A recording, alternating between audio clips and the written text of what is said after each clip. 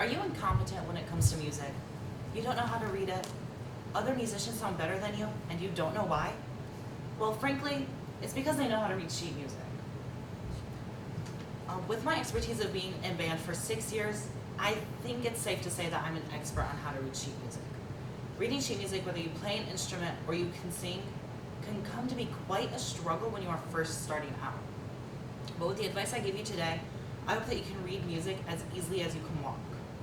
The first things that you need to know about sheet music is the staff, the notes, and their length. Now, some of you are probably wondering what sheet music is. Sheet music is what musicians use to produce what we listen to, and if they can't read it right, or even read it at all, the music we know and love would sound atrocious. The first thing that you need to know when reading sheet music is the staff. This is a staff. This is where your clef goes and where all your notes and time signature and your key signature go.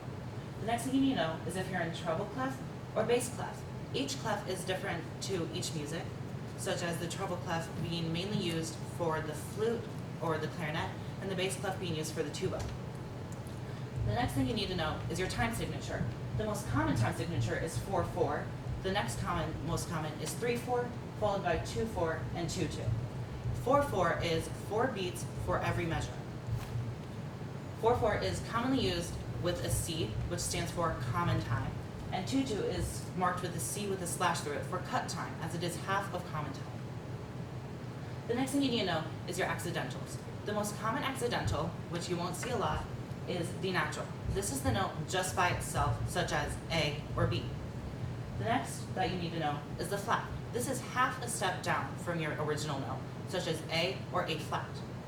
And then the double flat, which is a whole step down from your original note. The next thing you need to know is the sharp, which is half a step above, such as A or A sharp. And the sharp is typically just the note above but flat. The next thing you need to know is the double sharp, which is a whole step above your note. Then you need to learn your dynamics, starting with pianissimo, which is the quietest, ranging to piano, mezzo piano, which is somewhat quiet, and mezzo forte, which is somewhat loud, to forte, which is loud, and fortissimo, which is the loudest. This is a crescendo. The crescendo is going from quiet to loud, and then the next is a diminuendo or a decrescendo, which is going from loud to quiet. The crescendo is quiet to loud, and the diminuendo is loud to quiet. The next thing you need to know is notes can be different lengths, but they can also, oh my god, not every note is the same length, just how they aren't the same sound. If they were, the music would be very boring. This is a quarter note. The quarter note is the most commonly used note in music. It is 1 beat, followed by a half note, which is 2 beats, and a whole note, which is 4 beats. The next thing that you can use is a dotted quarter note. This is 2 beats per measure.